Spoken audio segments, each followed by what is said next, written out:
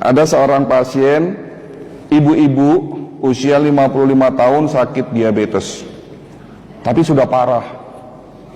Pakai kursi roda, tubuhnya lemah, tidak bergairah, ya kaki sebelah kanannya membusuk.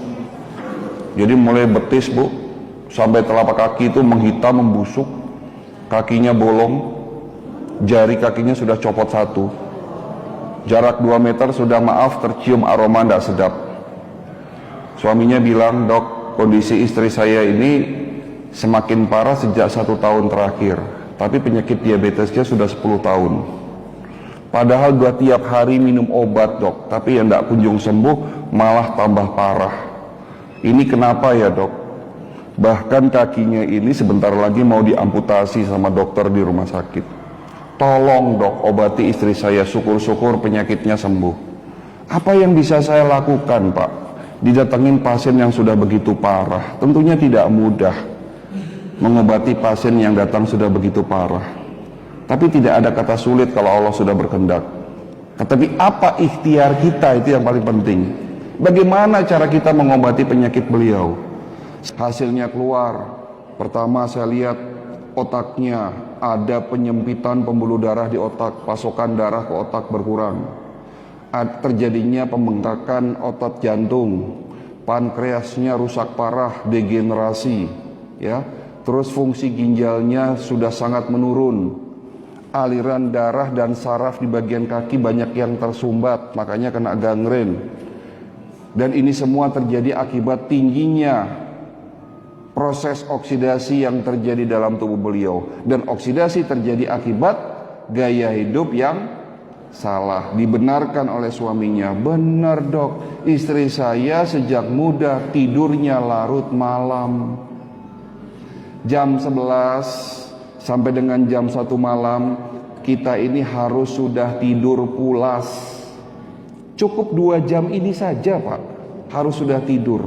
Bapak mau sholat tahajud 1/3 malam, sholat tahajud tidak ada jam 12.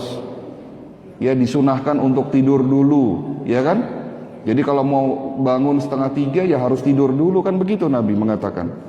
Jadi jam 11 sampai jam 1 itu secara medis itu tubuh kita melakukan apa? Detoksifikasi. Tubuh kita membentuk antioksidan di malam hari di saat kita tidur yang berfungsi untuk menetralisir oksidasi. Jadi kalau 2 jam itu belum tidur, tidurnya di atas jam 1 terus, ya oksidasi naik jadi 3-4 kali lipat. Antioksidan tubuh kita lama-lama tekor, gampang tekornya pak. Gitu kan? Jadi kalau antara proses oksidasi tidak diseimbangi dengan produksi antioksidan, ya begini, akhirnya terbentuk yang namanya radikal bebas. Dok, istri saya makannya larut malam. Penelitian mengatakan orang yang kebiasaan makan kurang dari 4 jam sebelum tidur malam, oksidasi juga akan naik. Bukan berarti tidak boleh makan malam, makannya itu sebelum isya. Syukur-syukur kalau tidak pas puasa ya sebelum maghrib harus sudah makan. Dok, kalau malam lapar gimana dok? Ya Allah bisa karena biasa kan. Kalau lapar buah, tapi buah yang cocok dimakan di malam hari, jangan yang terlalu berair, yang padat ya. Dok, istri saya sejak muda tidak suka minum air putih. Nah, hal-hal seperti inilah yang menyebabkan pada akhirnya tubuhnya teroksidasi lebih sering, teroksidasi lebih banyak. Usia 40 tahun, antioksidan sudah mulai tekor, muncullah penyakit diabetes, semakin lama semakin rusak. Apa yang harus dilakukan ibu tadi? Mau tidak mau, suka tidak suka harus dirubah gaya hidupnya. Setelah saya memberikan pengertian sedikit demi sedikit, yang katanya awalnya susah dok, kalau tidak makan ini dan itu, ya saya gampang ngomongnya, kalau begitu susah sembuhnya bu. Ibu mau sembuh? Mau dok.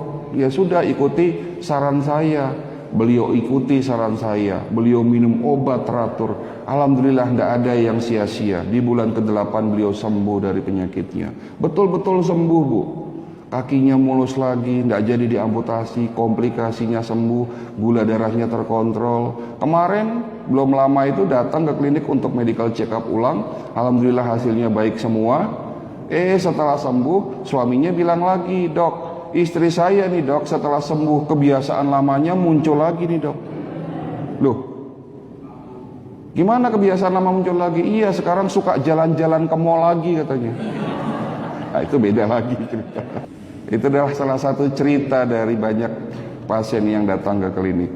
Jadi jawaban pertama, kenapa penyakit kronis sulit disembuhkan? Gaya hidup yang salah.